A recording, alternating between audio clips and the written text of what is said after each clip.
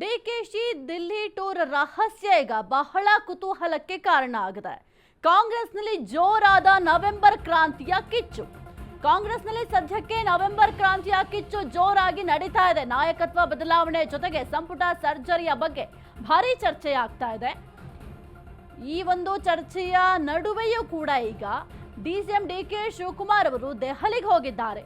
ಹಾಗಾಗಿ ಈ ಒಂದು ವಿಚಾರವನ್ನ ಹೈಕಮಾಂಡ್ ಗಮನಕ್ಕೆ ತರ್ತಾರಾ, ಹೈಕಮಾಂಡ್ ಭೇಟಿ ಮಾಡ್ತಾರಾ? ಡಿಕೆಶಿ ದಿಢೀರ್ ಅಂತ ದೆಹಲಿ ಪ್ರವಾಸವನ್ನ ಕೈಗೊಂಡಿದ್ದಾರೆ. ಹಾಗಾಗಿ ಕೈನಲ್ಲಿ ಸದ್ಯಕ್ಕೆ ಸಂಚಲನವನ್ನ ಮೂಡಿಸ್ತಾ ಇದೆ.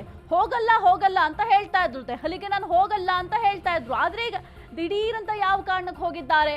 ನಿನ್ನೆಯೇ ದೆಹಲಿ ಪ್ರವಾಸವನ್ನ ಡಿಕೆ ಶಿವಕುಮಾರ್ ಅವರು ಕೈಗೊಂಡಿದ್ದಾರೆ. ರಾಹುಲ್ ಗಾಂಧಿ ಮತ್ತು ಸಿದ್ದರಾಮಯ್ಯ ಭೇಟಿಗೂ ಮುನ್ನವೇ ವರಿಷ್ಠರನ್ನ ಭೇಟಿ ಮಾಡ್ತಾರಾ? ಹೈಕಮಾಂಡ್ ಭೇಟಿ ಆಗ್ತಾರಾ ಡಿಕೆ ಶಿವಕುಮಾರ್? ಕುತೂಹಲ ಕೆರಳಿಸಿದ ಡಿಕೆ ಶಿವಕುಮಾರ್ ಅವರ ದೆಹಲಿ ಟೂರ್.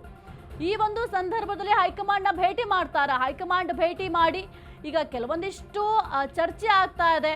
ಕಾಂಗ್ರೆಸ್ನಲ್ಲಿ ಮುಖ್ಯವಾಗಿ ಸಂಪುಟ ಪುನರ್ರಚನೆ ವಿಚಾರ ಆಗಿರಬಹುದು, ನವೆಂಬರ್ ಕ್ರಾಂತಿಯ ವಿಚಾರ ಆಗಿರಬಹುದು, ಯತೀಂದ್ರ ಸಿದ್ದರಾಮಯ್ಯ ಕೊಟ್ಟಂತಹ ಹೇಳಿಕೆ, ಈ ಮೂರು ವಿಚಾರಗಳು ಕೂಡ ಭಾರಿ ಚರ್ಚೆಗೆ ಗ್ರಾಸವಾಗಿದೆ. ಹಾಗಾಗಿ ಈ ಮೂರೂ ವಿಚಾರಗಳನ್ನ ಹೈಕಮಾಂಡ್ ಗಮನಕ್ಕೆ ತರ್ತಾರಾ?